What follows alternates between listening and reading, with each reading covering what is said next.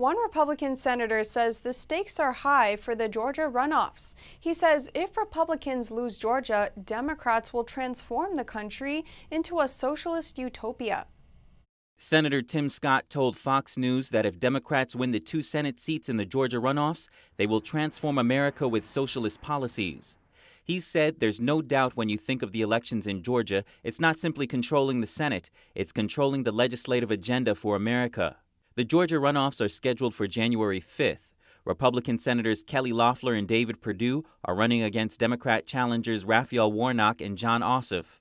Scott said the two sides could not be further apart. He said one side wants a $4 trillion tax increase. Our side lowered taxes by more than $1 trillion.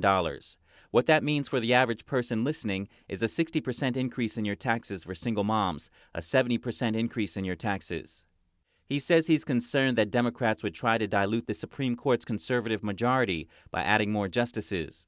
He's also concerned that many top Democrats are in favor of defunding the police. Scott says he and many of his colleagues have been helping the two Republicans' campaigns because the stakes are so high.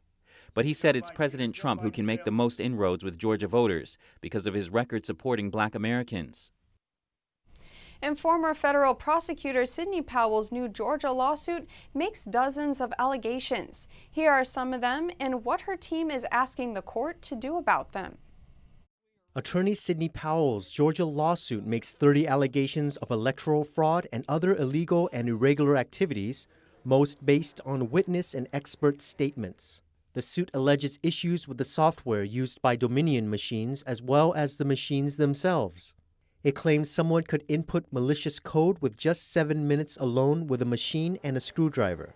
It also claims people could overwrite activity logs, change settings to exclude certain ballots, and connect voting machines to the internet via laptops. There are also several allegations relating to mail-in ballot fraud and recount irregularities. The suit also says that authorities lied by claiming that vote counting was paused in Fulton County due to a water leak. But the only water leak that needed repairs at State Farm Arena was a toilet overflow that occurred earlier on November 3rd. It had nothing to do with a room with ballot counting.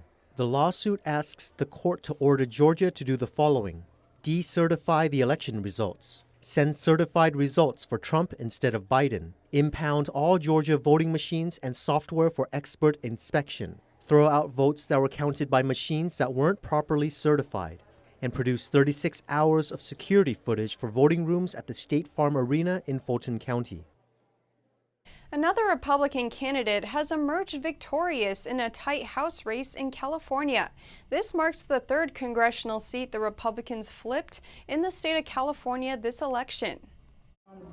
In the 21st Congressional District of California, the vote counting process has been paused for over 10 days due to CCP virus exposure at the local elections office earlier this month. After the counting resumed, Republican challenger David Valadao came out victorious, unseating Democratic incumbent T.J. Cox. The Republican win in California's 21st district marks the third House seat that flipped red in California this election. The other two wins were both in Orange County in districts 39 and 49. All three seats were the ones that the GOP lost to the Democratic Party back in 2018. The 21st district is a largely rural district based in the Central Valley. It has been a Republican stronghold since the 1980s. But in the 2018 midterm elections, Democrat T.J. Cox unseated then-Republican incumbent David Valadao by less than 900 votes. In 2018, thousands of late-arriving mail-in ballots poured in for Cox after multiple outlets had already called a race for Valadao. These ballots eventually overturned the election result. This year, Republicans have flipped 12 House seats, making a net gain of 9 additional seats. The state of California saw the most number of House seat flips this election. A Wisconsin woman has been charged with voter fraud. This after prosecutors allege she submitted an absentee ballot for her life partner who died earlier this year. 48-year-old Christine Daikowa of Cedarburg faces charges for making a false statement to obtain or vote an absentee ballot. That's in addition to a felony election fraud charge for impersonating an elector. Cedarburg City Clerk Tracy Sett told investigators that when election workers attempted to log the absentee vote, they saw that the voter had died. The vote wasn't counted. The ballot was placed in a drop box at the local city hall on November 3rd. It's not clear if the ballot was dropped off by a post office employee or by another person. Daikowa admitted to officials that she committed voter fraud. U.S. Secretary of State Mike Pompeo defended President Trump's plan to reduce the number of American troops in Afghanistan. Pompeo says removing them from harm's way is part of the Trump administration's mission.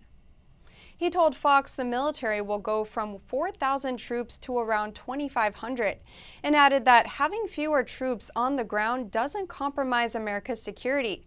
Acting Department of Defense Secretary Christopher Miller last week confirmed the plans to draw down American troops in Iraq and Afghanistan. He explained the move is designed to reduce the heavy burden of perpetual war on future generations. Miller said the move is due to what he called the president's bold leadership. Officials say they'll reduce the number of troops there before January 15, 2021.